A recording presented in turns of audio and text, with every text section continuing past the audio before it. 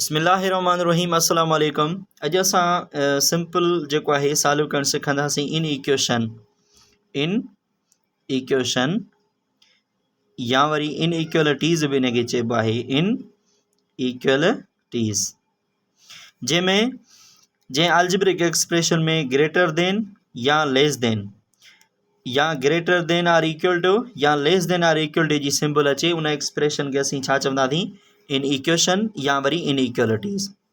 मिसाल तौर 3x plus में 6 ग्रेटर देन आहे 7 जे। ॿुधायो त हिन में x जो वैल्यू जेको आहे छा थींदो हिन एक्सप्रेशन में, इहो असां लहणु सिखंदासीं। सफ़ा सिंपल आहे। हिन में बि साॻियो ई जीअं असां अलजेब्रा में सॉल्व कंदा आहियूं, वेरिएबल टर्म वेरिएबल ॾे रखंदासीं ऐं कॉन्स्टेंट टर्म कॉन्स्टेंट ॾे रखंदासीं। यानी हीअ जेको अलॻि रखंदासीं 3x, उन खां पोइ ग्रेटर देन जी सिंबल सेम, 7 हेॾे साॻिया रखंदासीं, हेॾे ही प्लस जा आहिनि 6, हेॾे छा जा थींदा माइनस जा 6, त हिते 3x ग्रेटर देन, हाणे ही 7 प्लस जा आहिनि, ही माइनस जो आहे त हिकु प्लस जो वञी बचंदो। x जो असांखे वैल्यू खपे त x ग्रेटर देन, हिते 1 रिमेन सेम, हिते टे छा था कनि ज़रब, हेॾे छा अची कंदा 1, यानी x जो असांखे जवाबु मिली वियो त x जेकी आहे उहा छाजे माना हुजणु खपे, यानी ग्रेटर देन हुजणु खपे 1/3 जे। ठीकु आहे, त असां हिन क़िस्म जे एक्सप्रेशन खे असां ईअं सॉल्व कंदासीं। वरी जेकॾहिं असांखे नेक्स्ट को ॿियो प्रॉब्लम हल करणो हुजे, मिसाल तौर असांखे आहे 9x प्लस में जेको आहे 1, उन खां पोइ आहे लेस देन जेको आहे 10।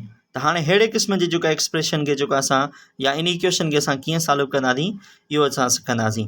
साॻियो ई तरीक़ो, जेके असांजा वेरिएबल टर्म आहिनि ऐं कॉन्स्टेंट टर्म आहिनि उन्हनि खे हिक ॿिए ॾे शिफ्ट कंदासीं।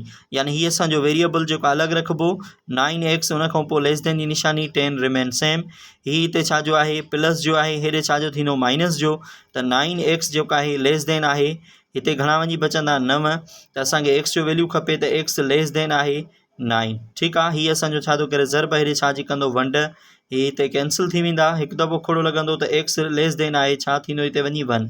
हाणे चए थो x लेस देन आहे 1 जे, हाणे 1 जे लेस देन आहे छा वञी थींदो, सपोज़ कयो 0 वञी थींदो, उन खां पोइ -1 -2 अप टू सो ऑन। त अहिड़े क़िस्म जा जेके प्रॉब्लम असांखे मिलनि था असां उन्हनि खे हीअं सिंपल जेको आहे सॉल्व कंदासीं।